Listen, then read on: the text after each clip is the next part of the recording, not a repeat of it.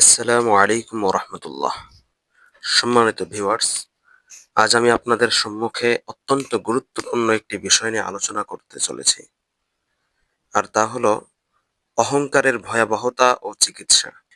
নবীজি সাল্লাল্লাহু আলাইহি ওয়াসাল্লাম বলেছেন, লা ইয়াদখুলুল জান্নাতা মান কানা ফি কলবিহি মিসকালু যাররাতিন মিন কিবরিন।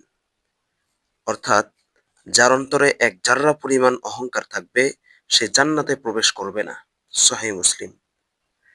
তাই আসুন অহংকার থেকে মুক্তি পাওয়ার জন্য ৩টি মৌলিক চিকিৎসা সম্পর্কে জেনে নেই। নাম্বার ১, নিজের চেয়ে সবাইকে উত্তম ভাবা। নাম্বার ২, নিজের বাস্তবতা স্মরণ করা। শুরু ১ ফোঁটা নাপাক পানি, মাঝখানে নাপাক বহনকারী দেহ, আর শেষে এক দুর্গন্ধময় লাশ। নাম্বার ৩, আগে আগে সালাম দেওয়া। কারণ অহংকারী মানুষ আগে সালাম দিতে পারে না। তাই অহংকারের এই আগুন থেকে নিজেদেরকে বাঁচিয়ে রাখার জন্য বিনয়কে আঁকড়ে ধরতে হবে। রাসূলুল্লাহ সাল্লাল্লাহু আলাইহি ওয়াসাল্লাম বলেছেন, মান তাওয়াযআ লিল্লাহ রাফাআহুল্লাহ। যে ব্যক্তি আল্লাহর জন্য বিনয়ী হয়, আল্লাহ তাকে মর্যাদা দান করেন।